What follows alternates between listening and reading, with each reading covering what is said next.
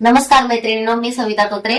तर बऱ्याच ताईंच्या कमेंट आहेत की ताई काय नाही होत, तुम्ही असाल तसा पसारा असू द्या, तसाच राडा असू द्या, किती पसारा असू द्या, आहे तसे व्हिडिओ शूट करा आणि आम्हाला दाखवत जा, आम्हाला पण त्याच्यातून काहीतरी शिकायला मिळतं. तर मैत्रिणींनो, आता वाजले 10:30, परफेक्ट 10:30 झालेत. हे बघा, भाजी झाली, देखीलचं जेवण चाललंय तिकडं, कारण त्याला भूक लागली. आणि चपात्या बनवल्यात, भाकरी बनवल्यात.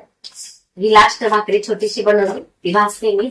आणि मला हे सांगायचं ह्या व्हिडिओच्या माध्यमातून की तुम्ही जर भाकरी ती अशी गॅसवर शेकत असताल किंवा गॅसवर भाजत असताल तर ती भाजू नका तशी, कारण ते आपल्या पोटामध्ये जातं, कारण गॅस येतो.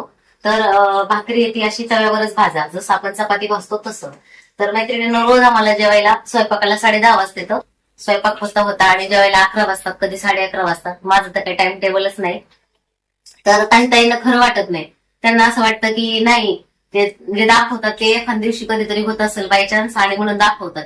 ज्या नवीन ताई चॅनल मध्ये आल्या, ज्या पहिल्यांदाच व्हिडिओ बघतात, त्यांना असं वाटतं शक्य नाही एवढे ब्लाऊज शिवणं, एवढं मेहनत करणं, एवढं काम करणं शक्य नाही.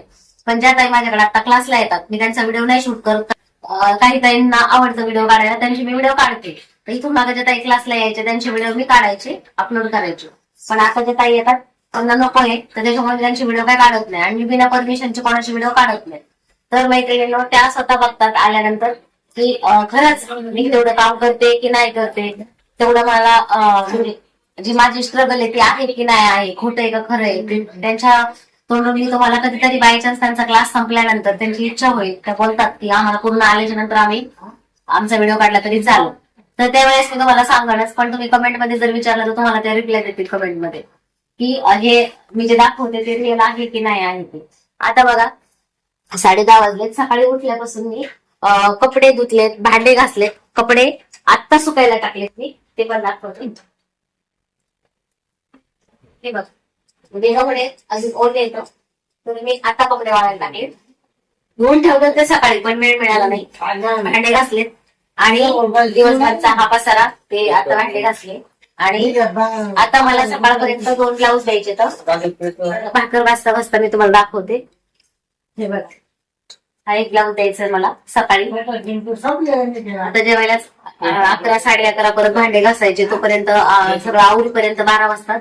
नंतर ब्लाऊज कटिंग स्टिचिंग करायचे, 2 ब्लाऊज येतात, ह्या 2 साड्या येतात, त्यांना पण बिडिंग करायचंय, म्हणजे बिडिंग करायचंय. याच्यामध्ये नेसत्या पदराचा काट आहे तो काढायचाय, कारण तो ब्लाऊजला लावायचाय. ह्याच्यावरती जे कॉन्ट्रास्ट ब्लाऊज येतात त्याला तो काट लावायचा असतो, तिथं दुसरा कपडा जोडायचा असतो.